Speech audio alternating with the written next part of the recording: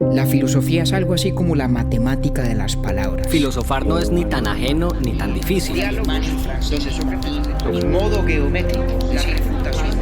Ahí tengo yo otra pregunta.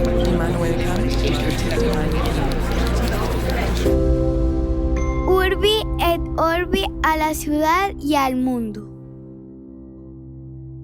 Buenos días, buenas tardes, buenas noches. Un filósofo surcoreano formado en Alemania propone que ya no vivimos bajo la represión de un poder externo, sino bajo la autoexigencia constante de rendir, producir y mejorar. En la sociedad del cansancio, Byung-Chul Han plantea que esta lógica del rendimiento, de la autoexplotación, nos lleva más bien al agotamiento y a descuidar la tarea esencial de narrar nuestras propias vidas. Este es nuestro episodio número 97, Byung-Chul Han y la sociedad del cansancio.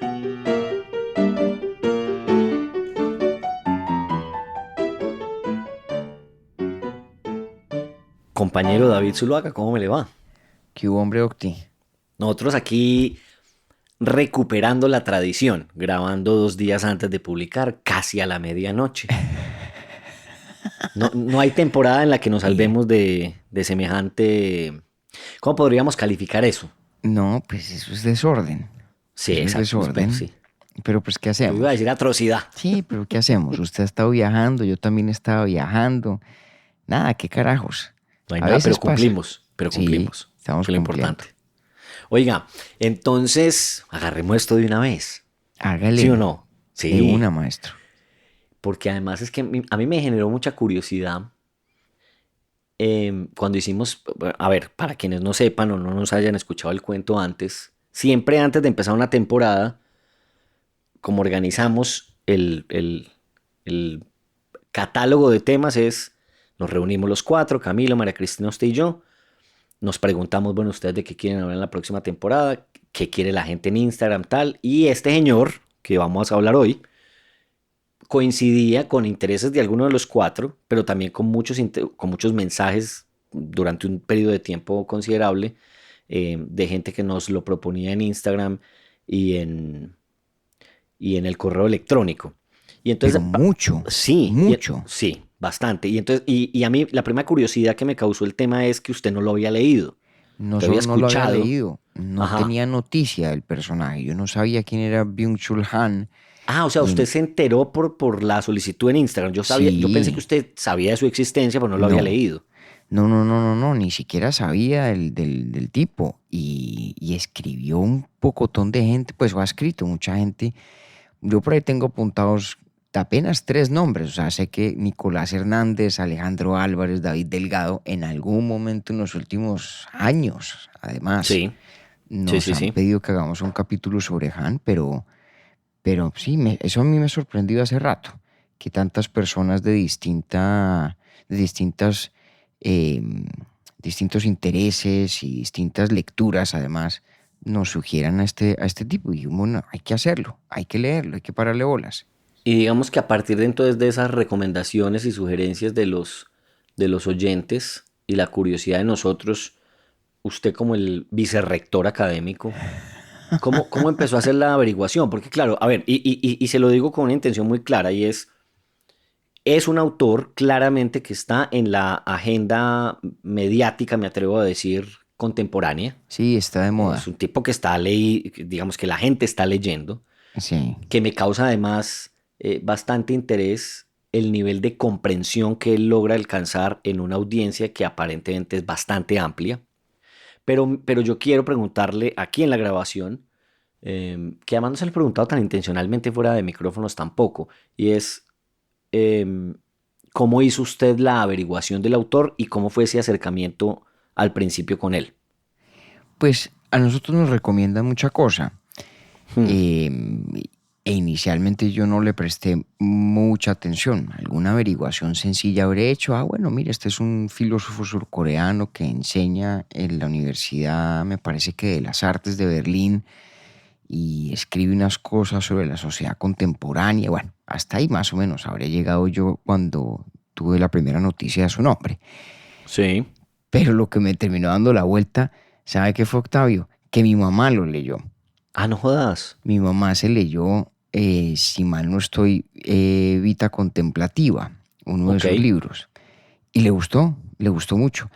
Y luego, hace algunos meses, estábamos en Colombia, María Cristina, Clemente y yo, y con Clemente fuimos a tomarnos un café con María Mercedes de Brigar, que es la rectora del colegio donde yo estudié y fue mi profesora de filosofía cuando yo estaba en el colegio. Sí, sí, sí. Obviamente su criterio pues me lo tomo muy en serio cuando de lectura se trata. Y me contó que estaba leyendo a Han también. Y dije, no, hombre, ahora sí que entonces pararle bolas a esto. Y resolví hacerlo en serio. Entonces me puse a averiguar sobre su obra y me he leído ya, creo que no sé si voy por 4 o 5 libros suyos para hacer este capítulo. Ha sido una de esas ocasiones en las que, fruto de Urbi et Orbi, también descubro yo cosas que desconocía cabalmente, y eso se lo agradezco a algunos de los eternamente 5 pelagatos que lo pusieron en el radar, al señor Byung-Chul Han. ¿Cómo quisiera usted? Porque hay una vaina que yo quiero que diga, que sí me lo ha dicho en un par de conversaciones que hemos tenido alrededor de él, que me llamó mucho la atención, y es, ¿le ha gustado a usted la forma en que él escribe Mucho. y cómo honra aquello de lo que él habla por medio de la forma en la que él escribe? Sí. A ver, para no darle muchas vueltas a la cosa, Han es un pensador que hace parte de una tradición muy importante a lo largo del siglo XX digamos, de crítica filosófica del estado de la sociedad contemporánea. Él es un heredero, diría yo, de la escuela de Frankfurt, de esa gran tradición de la teoría crítica que empezaron figuras como Adorno, Horkheimer. Esa es toda una tradición de pensamiento que tiene sus raíces intelectuales en el marxismo, pero que se vale de esencialmente la teoría de la ideología en Marx y algunas de sus tesis sobre las contradicciones del capitalismo. De eso hablamos hace apenas unos pocos días, para volver la mirada sobre la sociedad contemporánea, la sociedad presente. Es una manera de hacer filosofía que cuando no se ejecuta bien, termina en una especie de sociología especulativa, pero que cuando se hace bien revela muchas cosas interesantes e importantes. Yo a Han lo ubico claramente en el segundo grupo, en la categoría de los que lo hacen bien. Entonces este hombre lo que propone es una manera de teorizar la sociedad contemporánea, de entender la condición del mundo social que habitamos, cómo es distinta de pronto de otros momentos de la contemporaneidad y qué la caracteriza. Claro, tiene un elemento más o menos especulativo, en el sentido de que, como Han está viendo nuestra condición social como filósofo y no como investigador empírico, su manera de realizar un diagnóstico no es estadística, sino, digamos, perceptiva, casi terapéutica. Entonces él echa, digámoslo así, él echa un cuento sobre el estado de cosas de la contemporaneidad, y ese cuento tiene mayor o menor resonancia para quien lo lee.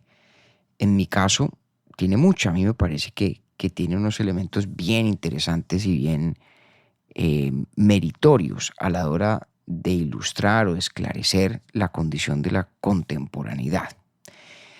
Eso es lo que hace Han.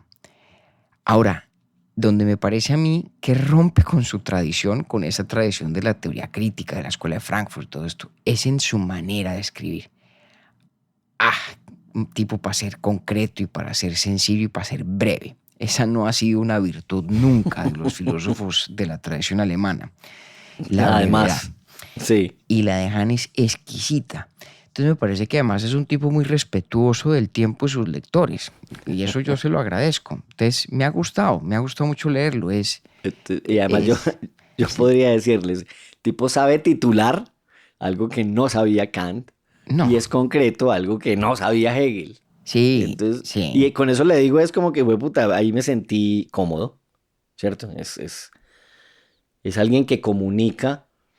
Bueno, también no sé si es porque es producto de mi misma época que de pronto lo agarro mejor.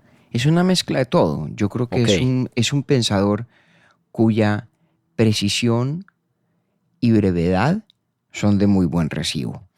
Pero además, por el tema de que trata, toca unas fibras que yo creo que son de inmediato interés para un grandísimo número de lectores. No, después de haberlo leído, no me sorprende que tenga la popularidad de la que goza.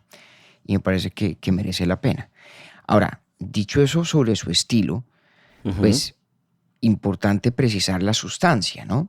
Por supuesto. Y en esto, por lo menos de la obra de Han que he leído, yo creo que el texto fundamental que se traduce al inglés como The Burnout Society Sí, es el que en español se ha publicado como La Sociedad del Cansancio. así es. Bueno, la tesis de Han en esencia, y no es únicamente en este libro, sino en los demás, es que el momento de nuestra contemporaneidad, él no le da una precisión temporal exacta, pues, pero yo diría que entre los años 90 y el presente, debe entenderse en términos de la idea del rendimiento o del desempeño. Él dice, mire, el capitalismo industrial derivó por una cantidad de razones en lo que podríamos llamó primero Foucault, la sociedad disciplinaria. Es una Sí. manera de vivir en sociedad donde lo más importante es crear un entramado de instituciones que disciplinan a las personas, a los sujetos, para, De acuerdo. piensan personas como Han, para pues mejor proveer en función de los intereses y los fines del capitalismo. No es muy importante para efectos de lo que nos ocupa si eso es así.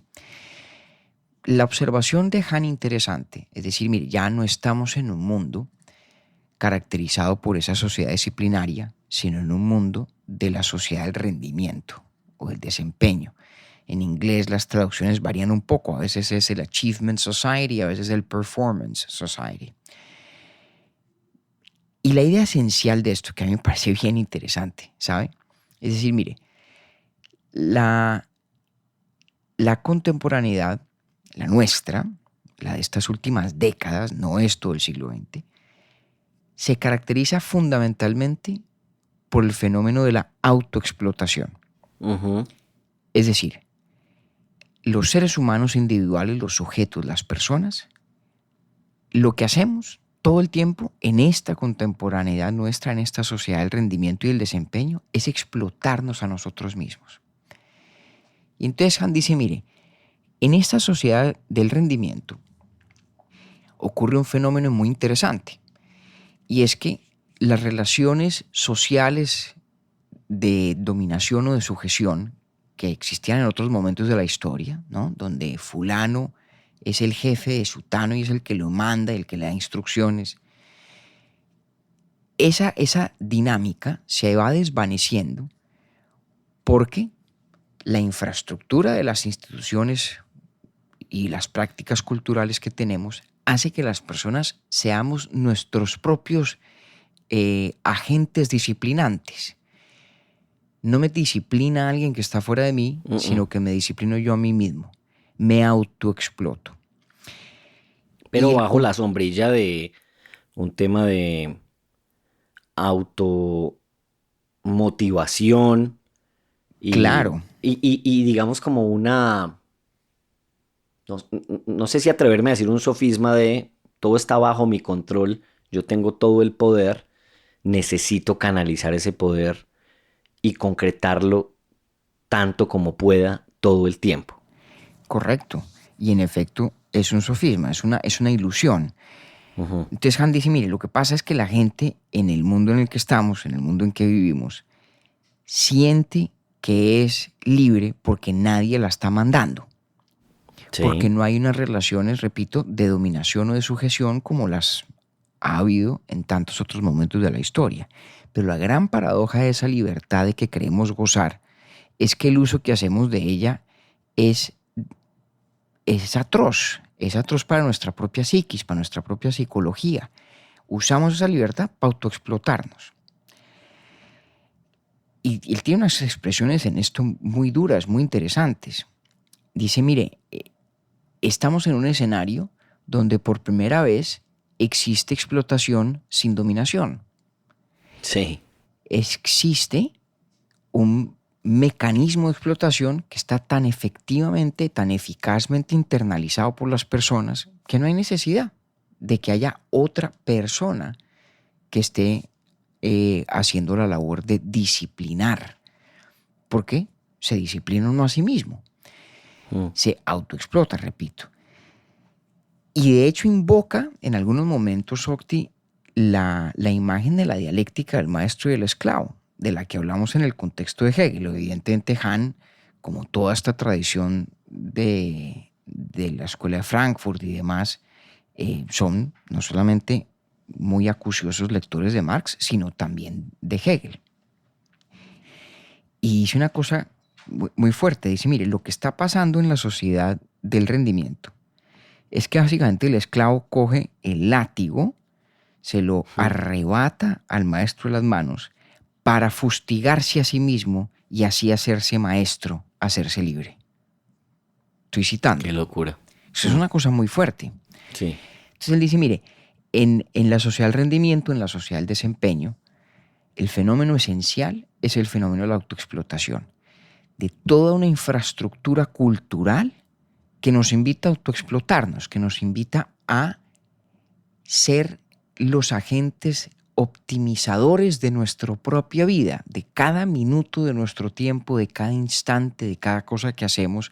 Y dice en algún momento, es una expresión también muy, muy diciente, muy reveladora, dice, nos hace a todos empresarios, emprendedores de nuestro propio ser. Es decir, nos comportamos respecto de nosotros mismos como un patrón con una persona que trabaja para el patrón.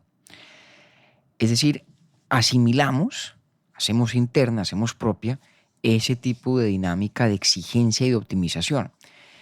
Imagínese usted cuando surgieron pues, en los países desarrollados las primeras industrias manufactureras contemporáneas. Piense pues usted en la producción del modelo T de Ford, ¿sí? Esas primeras cadenas de producción hiper optimizadas, y apareció una cosa que se llama el Taylorismo, ¿no? Una cierta filosofía gerencial que básicamente lo que dice, en resumidas cuentas, es que de lo que se trata es de buscar siempre la mayor optimización posible en los procesos de producción y demás. Lo que dice Hahn es, mire, estamos en un momento de la historia donde esa labor ya no la tiene que cumplir el gerente de la empresa, sino que la cumple el trabajador mismo, porque se ha hecho autogerente, se autogestiona, se autoexplota.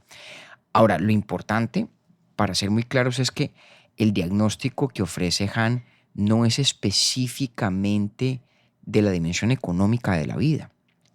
Tal vez lo más importante es que ese patrón de autoexplotación se extiende a todo. No está limitado en lo absoluto al ámbito laboral, ni mucho menos. Es más, seguramente en innumerables casos es el menos importante ese ámbito, sino que aparece en muchos otros. Y un ejemplo que él usa muy recurrentemente es el de la salud, el de la obsesión por el ser saludables. La inquietud de gestionar nuestro propio cuerpo con esa misma mentalidad optimizadora como la que tendría un gerente de fábrica del señor Ford en los albores del siglo pasado. Ese es el diagnóstico fundamental. Esa búsqueda de la superhumanidad. Claro, exactamente. Que es la superfisicalidad, en realidad. Además. Entonces, ahí está el diagnóstico del tipo. Es una cosa bien interesante, ¿no? Bien interesante. Es decir, la gran característica de la sociedad contemporánea es el rendimiento, el desempeño como el norte del sujeto, el norte del individuo, de la persona.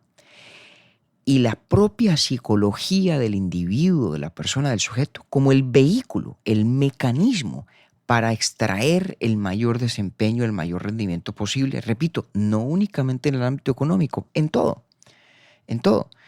Es inevitable uno pensar, por ejemplo, en los relojes digitales, electrónicos, que le rastrean a uno el número de pasos que da por día, la presión cardíaca, ¿no? Los minutos del sueño profundo. Exactamente, exactamente. Y este es un fenómeno que en el análisis de Hahn tiene una cantidad de elementos que vale la pena precisar. Ya hablamos de esa autoexplotación propia de la sociedad del rendimiento y el desempeño. Es muy interesante una consecuencia que tiene eso en la visión de Hahn.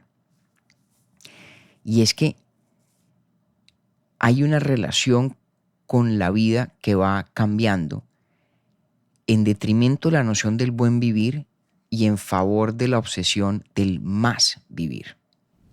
Muy vinculada a lo que usted acaba de decir, Octi. Sí. Empieza la salud y el bienestar, sobre todo en un sentido del bienestar del cuerpo, a volverse preponderante, por encima de inquietudes más centradas en la calidad de la experiencia vital toda, que obviamente incluye la salud y el bienestar corpóreo, pero no se limita nunca a eso. Y Yo quisiera preguntarle señor, algo. dígame. Quisiera preguntarle algo, puede ser ya o cuando usted considere Suéltelo, dentro del maestro. desarrollo que tiene planteado, pero es ¿cuál es el fin o el factor último de toda esa justificación? ¿Es plenamente un factor económico? Porque es que yo no puedo dejar, digamos, mientras leía el texto de Hahn, era imposible, además por la cercanía en el episodio, de no recordar aquello que hablamos y que usted me explicó en el episodio inmediatamente anterior, frente a Sobre Marx. ese reconocimiento que hacía Marx del capitalismo como un paso sin el cual pues no podría llegarse a lo que él está promoviendo como el estado ideal. Pero Sí. entonces ya cuando yo empiezo a recordar eso que usted acaba de citar, todo tiene que tener un propósito, entonces lo enlazo también con nuestro episodio del ocio, incluso con el Homo Faber por ahí, que hicimos hace rato, que además le tengo un cuento muy chistoso. Tengo un amigo que ya ha mentado por aquí en el podcast, entonces el hombre está súper fan de Urbi et Orbi y lo lleva escuchando en orden, y ya la esposa le puso a él el Homo Faber. Entonces le dice... No va a decir el nombre para no boletearla, pues la esposa le dice el Homo Faber. Entonces yo digo Charro, hombre. y me acordaba de una vaina que incluso le conté a usted y que usted no conocía, un texto específico. No quiero despotricar del texto porque pues ese no es nuestro oficio y nunca lo ha sido ni nuestro propósito, pero es como todo ese tipo de literatura que promueve que cualquier tipo de acción debe obedecer, contrario al ocio, tiene que tener un propósito en sí mismo. No en sí mismo, sino un propósito superior. Todo lo que se haga tiene que ser porque quiero vivir más, porque dormir más me hará más productivo, porque tener un cuerpo más saludable me va a hacer más competitivo frente a otro tipo de actividades. Entonces, ahí, por eso le pregunto, y reafirmo la pregunta, es, ¿el factor último es económico o es cuál? Ok, es muy importante su pregunta. Yo creo que se puede separar en dos cosas o en dos versiones. Una versión es preguntar cuál es la causa, cuál es la raíz de ese tránsito hacia la sociedad del rendimiento, del desempeño. ¿Qué nos conduce a eso? La respuesta de Hahn es relativamente ortodoxa en su marxismo. Dice, pues el capitalismo, la lógica del capitalismo. Voy a ofrecerle a usted mi reconstrucción de ese argumento de la manera más sucinta posible. Ok. En la interpretación marxista del capitalismo, la acumulación del capital solamente es posible a través de la explotación. Sí. El capitalista, que es dueño de los medios de producción, se apropia del valor que crea el trabajo. Es decir, se apropia de lo que aliena el trabajador. Luego, no hay acumulación de capital sin explotación. Lo que Han dice es, mire, el capitalismo llega a su punto máximo cuando la explotación se puede producir sin fricción social. Cuando el capitalista puede incluso tercerizar el proceso de explotación a la psicología del propio trabajador, ¿sí? Entonces él dice, mire, no hay explotación más perfecta, más pulcra que aquella que se siente como un acto de libertad y de autonomía y de voluntad. Entonces, cuando yo me autoexploto, pues soy el instrumento perfecto del capitalismo en su expresión más sofisticada, porque nadie tiene que estar detrás mío correteándome, nadie tiene que estar pendiente de mi horario, no necesito que haya un patrón o un jefe, un capitalista disciplinándome, ¿no? Lo que decía Han en esa cita que leí hace un momento, que es fuerte en su verbalización, pero hay que entenderla en diálogo implícito con Hegel y la dialéctica del maestro y el esclavo. El esclavo le arrebata al maestro el látigo para fustigarse y sentirse así libre y maestro él mismo, pero se está fustigando. Entonces, Sí. Han sí ofrece una explicación marcadamente marxista del origen, de las causas, de la explicación causal del hecho de que vivamos en una sociedad del rendimiento. Dice, pues es que ese es el punto cumbre de la lógica del capitalismo y de buscar la manera más eficiente de explotar a las personas, que es hacer que se autoexploten, que se exploten a sí mismas. Sí. Ahora, uno no necesariamente tiene que estar de acuerdo con esa explicación de la causa del fenómeno para coincidir o ponderar o valorar el diagnóstico del fenómeno, su caracterización. Es posible imaginar otras causas, otras maneras o justificaciones que hayan llevado implícitamente a la sociedad a imponer lo que Han llama esa dinámica del desempeño del rendimiento. Entonces, uno puede o no comprar la tesis marxista sobre la causalidad que conduce al fenómeno que él describe, porque la descripción del fenómeno es interesante y yo creo que tiene muchos elementos veraces independientemente de cuál sea la causa, ¿ya? Sí. El segundo elemento que intuyo yo en su pregunta es, y antes de pasar al segundo, le digo un detalle más sobre el primero. Hay fenómenos en sociedad donde la causa original y el mecanismo de perpetuación del fenómeno son distintos. Me explico. Es posible, digamos, en gracia y discusión, que haya habido una lógica económica como la que en su marxismo Han atribuye a el origen de la sociedad del rendimiento. Es posible. Pero si la sociedad del rendimiento produce unas construcciones culturales que tienden a perpetuarla independientemente de lo que pase en el ámbito económico, fíjese que puede, repito, perpetuarse, puede sostenerse en el tiempo una cierta manera de vivir en sociedad, aunque la causa que dio lugar a su aparición en principio cambie o desaparezca. Ya. Entonces, de golpe uno podría mañana imponer una forma social perfectamente socialista, ¿sí? Y cambiar por completo esas características que, según Han, el capitalismo tiene y conducen a la sociedad del rendimiento. Pero si la cultura toda ya está construida en torno a la sociedad del rendimiento, es posible que la cultura baste para sostenerlo. Como un detalle adicional sobre ese elemento de la teoría. Pero repito, la caracterización de la sociedad del rendimiento, y que me parece que es tan interesante, es relativamente independiente de si uno le compra o no a Han la tesis de los orígenes económicos de esa sociedad del rendimiento. Ahora, el segundo elemento de su pregunta me parece que es muy importante y es listo, independientemente de las causas, vayámonos a la vivencia, a la experiencia de las personas que estamos inmersas en esta sociedad que Han llama del rendimiento. No es estrictamente económico el ámbito en el que somos así. Ya lo habíamos indicado antes. Uno, si el diagnóstico de Han es cierto, uno asimila esa esa psicología de la autoexplotación y puede manifestarse o se manifiesta seguramente de maneras que tienen poco que ver tal vez con la dimensión económica de la vida. Pero lo que sí delatan en todos esos ámbitos, lo que sí delata es una actitud, digamos, economicista frente a la vida, una actitud optimizadora frente a todo.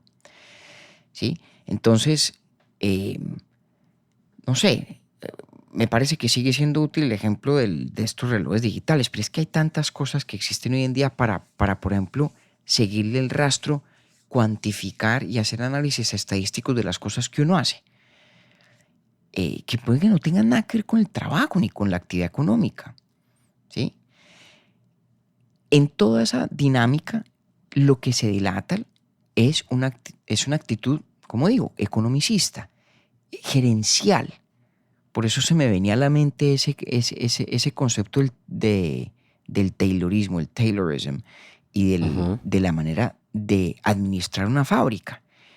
Porque lo que Han dice, mire, es, aunque inicialmente por motivos propios de la esfera o del ámbito económico de la vida, uno termina volviéndose gerente de sí mismo. Y esa es una manera de ser persona muy particular. Sí. Muy particular. Esta idea de que uno es empresario o emprendedor o gerente de su propio yo, de sí mismo, es una manera de relacionarse con el ego, digo el ego no en sentido peyorativo, con el yo, bien singular. Tiene, entre otras cosas, un elemento marcadamente narcisista. Entonces, ahí está uno de los elementos adicionales que me parece tan importante y tan interesante de esta sociedad, el cansancio que describe Han. Y es que el sujeto de la sociedad del rendimiento, el sujeto que se autoexplota, no solamente en lo económico, sino en muchas otras cosas también, está atrapado dentro de sí mismo. Es un sujeto que tiene unas características narcisistas.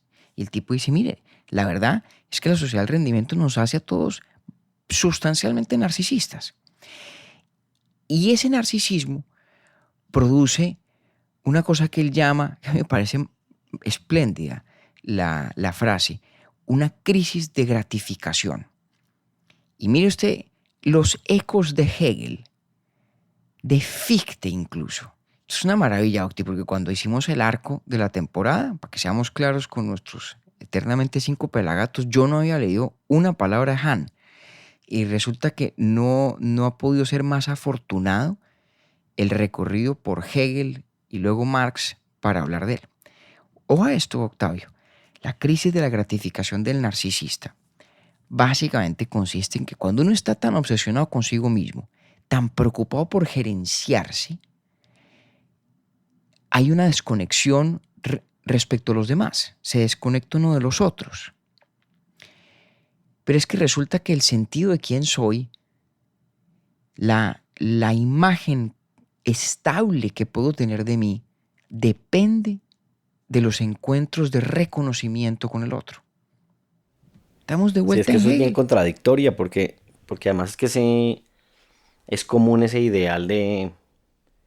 En inglés hay un término que le causa mucha incomodidad a un amigo y a mí también me parece bien complicado, el self-made, la persona que se hace a sí misma. Entonces, Sí. desconoce por completo toda influencia o ayuda externa. Y aquí Y hay que un fue una vaina elemento. además súper alimentada, perdona, yo lo interrumpo, por Silicon Valley, ¿no? Entonces, es que yo me Bueno, hice solo, además. es que este es un berraco y entonces empieza esta narrativa de tal o cual fundó la super compañía en un garaje y tú también puedes, pero entonces el garaje estaba en Silicon Valley y el papá le regaló no sé cuántos miles o millones de dólares, pero es una narrativa que además es bastante atractiva, pero que de verdad la cuota inicial es desconocer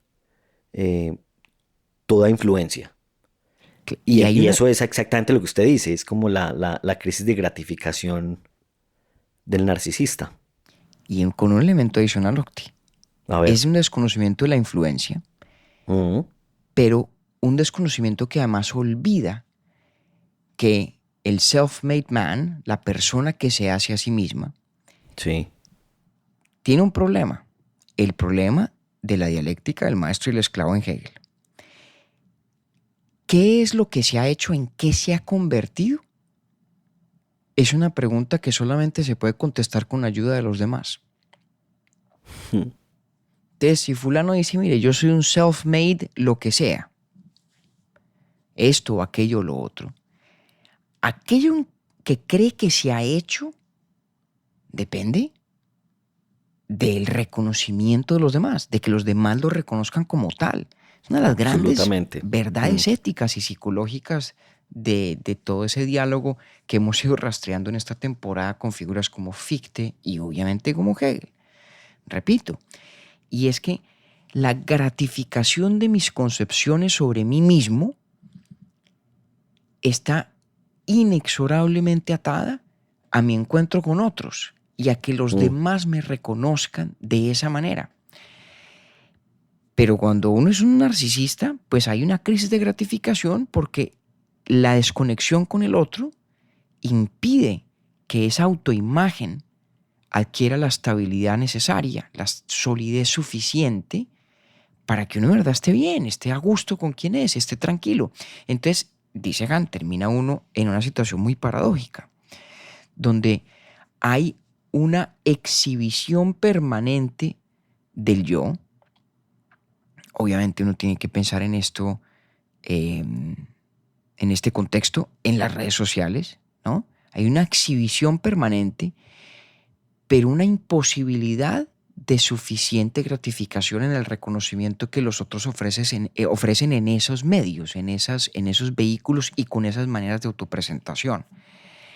Entonces, cuando uno es un sujeto dedicado a autoexplotarse, a gerenciarse a sí mismo, a relacionarse consigo mismo como quien administra algo, como quien optimiza algo, cuando ocurre eso, hay una fuerza de gravedad que ala, que lleva, que conduce hacia el narcisismo, cuya crisis de gratificación por esa desconexión con el otro, en última se explica, dice Hahn, una de las características más notorias de la contemporaneidad, y es nuestra muy singular psicopatología. ¿De qué sufre la gente hoy en día? ¿De qué sufrimos nosotros? Sufrimos de burnout, de cansancio, sufrimos de depresión, sufrimos de déficit de atención, etcétera, etcétera. No voy a entrar en una discusión que es muy sensible y muy delicada sobre la filosofía de la psiquiatría acerca de la naturaleza de ese tipo de diagnósticos. Pero por lo menos me limito a presentar el argumento de Hahn. Hahn dice, mire, no es descabellado pensar que esas psicopatologías, esas dolencias del sujeto de la sociedad del rendimiento, de verdad son nuevas. No nuevas en el sentido neuroquímico, pero son nuevas en su connotación social y por lo tanto es nueva la manera como se viven y cómo se experimentan, cómo se padecen. Es característico de la sociedad de la autoexplotación, que uno viva cansado, que uno viva exhausto. El burnout no es un fenómeno del siglo XIX.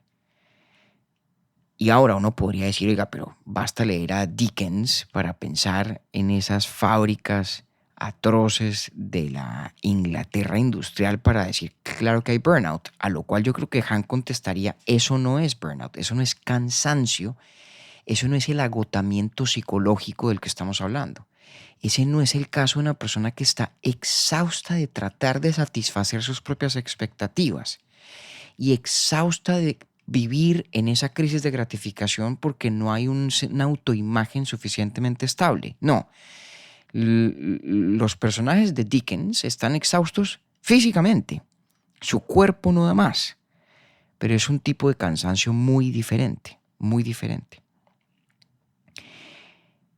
Y yo creo que, Octi, el punto más revelador de todo ese diagnóstico de Hahn, ¿sí? La sociedad del rendimiento, que conduce a una autoexplotación que se disfraza de libertad y que por lo tanto es más eficaz todavía porque no se Claro. revela en su naturaleza explotadora, sino que No, pues sí, es que todo lo contrario, pareciera ser que da prestigio ante un grupo Exactamente, bastante amplio. exactamente. Y que entonces además cae en esta trampa narcisista de la crisis de la gratificación, Ujú.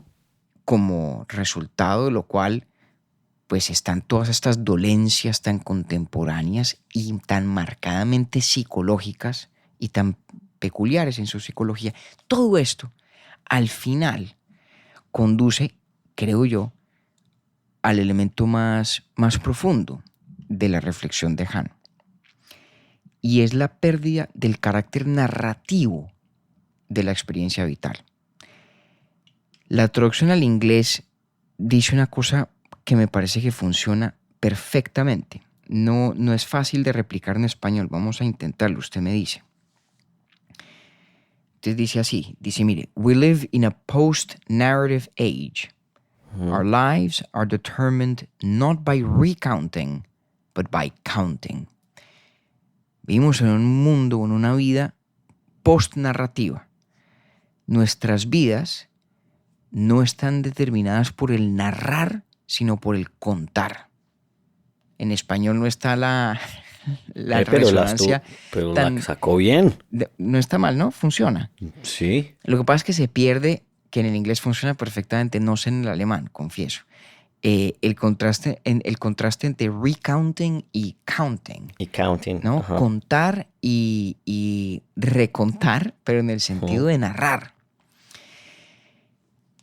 Y me parece que eso es bien poderoso, Octavio, porque creo además en esto que Hahn entiende una de las grandes ideas del psicoanálisis, en mi muy modesta interpretación de la significación filosófica del psicoanálisis, y es que lo que importa en la experiencia vital de una persona no es lo que le pasa, sino la historia que la persona construye alrededor de lo que le pasa. Oh. La vida, en el sentido de la vida que vivimos en primera persona, no es la vida de los sucesos, sino la vida de los recuerdos, la vida de las historias, de las expectativas, de las reconfiguraciones narrativas, de las reinterpretaciones. Mire, este es un tópico, Octi, que aparece cada rato entre nosotros. Ya ni me acuerdo en cuántos podcasts no hemos hablado de esto. Es cierto. Incluso de cuando uno lee una novela y de pronto, o cualquier pieza de ficción, y ocurre un hecho que obliga a reinterpretar todo lo que había ocurrido antes desde el principio, igual que ocurre en la experiencia vital. De hecho, lo hablamos hace poquito sobre Ibsen, ¿no? Ujú. Y me parece que Hahn da en el clavo con una cosa tan importante, Octavio. Cuando nuestro espacio psíquico, nuestra energía psicológica, está toda volcada sobre la optimización del gerenciarnos cada uno, ¿sí? Ese contar,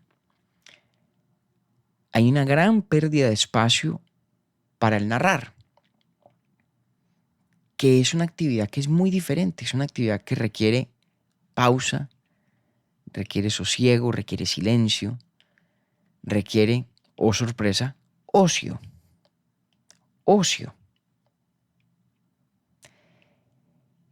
Entonces, pues hombre, uno puede estar o no de acuerdo con cosas de lo que plantea Hahn. No tiene uno además que negar que puede haber un lugar importante en la vida para esa actitud optimizadora. Yo la padezco en muchos aspectos, además, he de decirlo. Pero me parece muy saludable y muy interesante y filosóficamente fecunda la invitación a pensar hasta qué punto todos estos elementos que parecen inconexos, la autoexplotación, la sociedad del rendimiento, ¿no? Las psicopatologías de la contemporaneidad, la actitud narcisista, la crisis de gratificación. Cómo todas estas cosas en últimas lo que nos recuerdan es que la labor más importante que uno tiene respecto de su propia vida es la de narrarla. Ahí nos quedamos congelados, ¿o qué? No, usted dígame. Pues parte de la ecuación es el silencio también. Mm. Pues mi silencio se debe a que me tocó la fibra más cercana, pues, ¿no? Ah, bueno, A mi oficio, a mi oficio y demás. además, Mm. Pero y sí. por ahí, es que es así. Mm. Eso es una vaina berraca. Y por eso este tipo, creo yo que esa es la clave. Esa pérdida del espacio narrativo me parece que es la clave por una cosa que dice Han, de hecho en varios de sus libros, y que es muy interesante. Y dice que es mucha la gente en la sociedad del rendimiento que lo que está es no muerta. En inglés la expresión es undead, On that, ajá. que no es ni dead ni alive. No está uno ni vivo ni muerto, sino que está no muerto. Que además es otra jugada lingüística muy hegeliana, ¿no? Y es que toda negación tiene un carácter determinado, de negar específicamente aquello que se niega. Eso es un juego ahí filosófico muy simpático. Y dice, pues sí, cuando uno está biológicamente vivo, corpóreamente vivo, y ahí va, y no hay suficiente, él la llama narratividad en la propia vida, pues uno lo que está es no muerto, pero no está plenamente vivo. Ahora, uno podría ante eso, valga decirlo Octavio, ripostarle a Han y decirle, oiga, pero qué más narcisista que consagrarse uno día y noche a narrarse. Sería una objeción muy válida. Pero me parece que en eso Han, en otros momentos de su obra, no en el que nos ha ocupado principalmente hoy, tiene una respuesta muy interesante y muy importante. Y es que narrar la propia vida, construirla narrativamente, no necesariamente es uno sentarse a escribirla o echarse uno un cuento. No tiene que tener ese carácter narcisista y ensimismado. Por el contrario, necesita y requiere de momentos, espacios, experiencias donde se pierda el yo. Uno de los cuales es el ritual. El ritual entendido no únicamente como la práctica habitual repetida de una persona, sino como las prácticas culturales compartidas, comunes.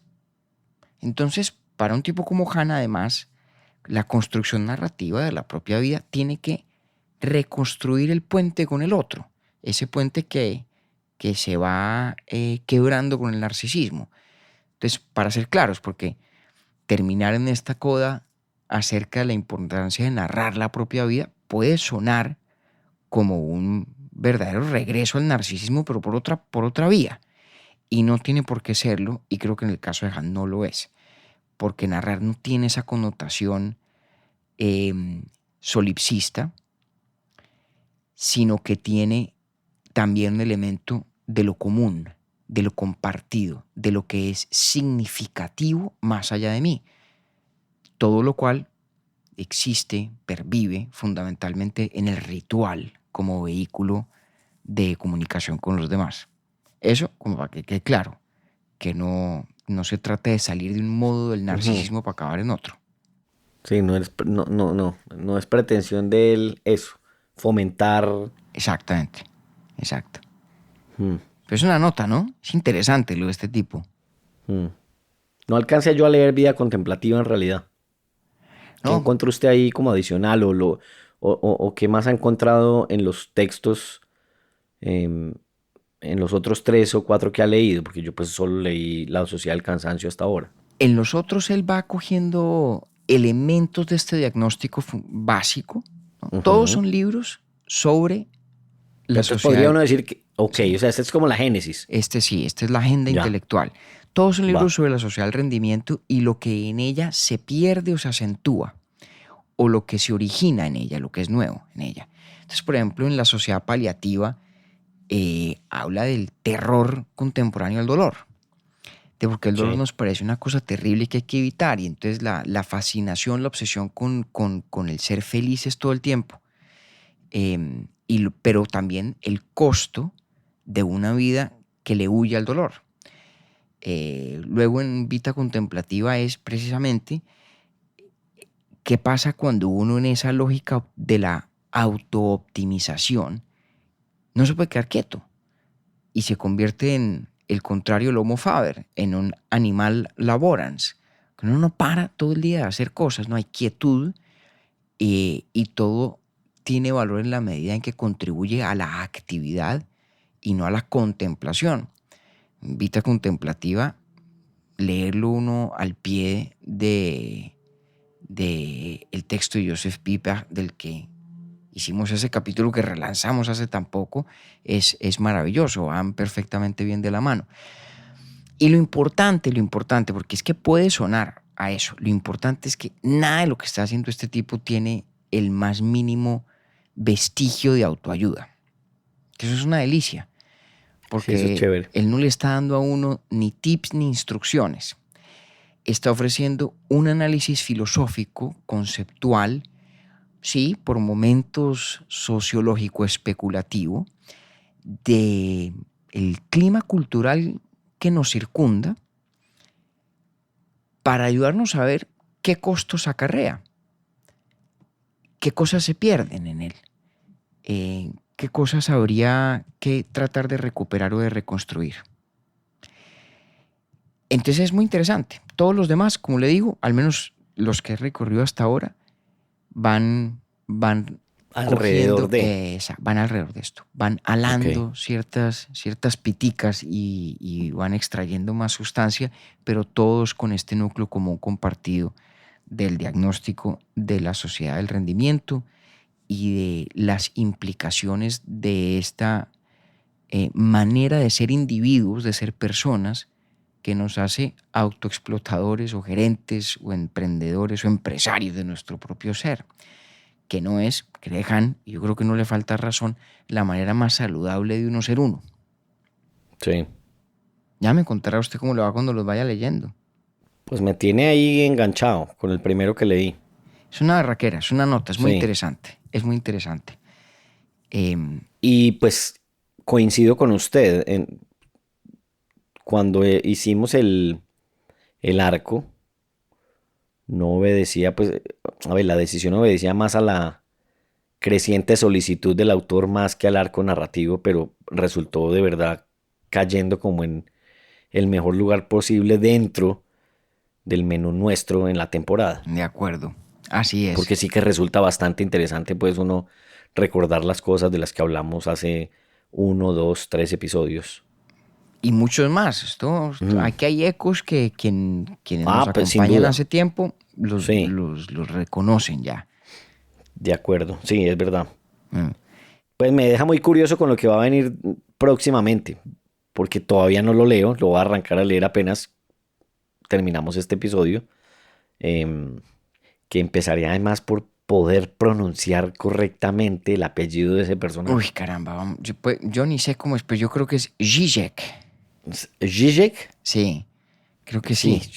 Es difícil. Por ahí Sí. yo en un conversatorio en Pergamino dije cualquier cantidad de intentos fallidos y no dije Zizek.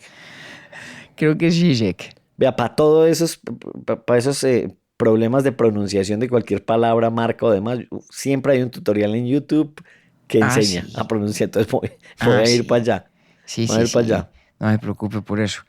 Oiga, Pues no, es que pero muy bien. vamos a la caña, vamos a hacer esta pequeña exploración de estas figuras contemporáneas muy conocidas, muy influyentes, y en este caso de Byung-Chul Han, con un especial agradecimiento a los muchos y muy queridos pelagatos que nos han insistido en leerlo y hablar sobre él. Se los agradezco mucho. Que son varios y han sido varios desde hace rato. Así Usted es. mencionó algunos, pero han Así sido es. más. Así Entonces, es. bueno, qué bueno haber llegado a él en algún momento y sin duda alguna será interesante volver en algún otro momento. Pues hombre, vamos para esa. Bueno, compañero, pues aquí vamos. Bueno, señor. Un abrazo, pues. Bueno, Octi, a narrar nuestras propias vidas. Feliz noche. Suena bien. Chao. Chao. Urbi et Orbi es producido por Bielo Media, con la música original de Felipe Durán, la coordinación general de Camilo Zuluaga y la dirección creativa de María Cristina Pimiento. Agradecemos especialmente a Luchi y Titín por la voz del cabezote y nuestro logo. Nosotros somos David Zuluaga y Octavio Galvis. Feliz día, feliz tarde o feliz noche.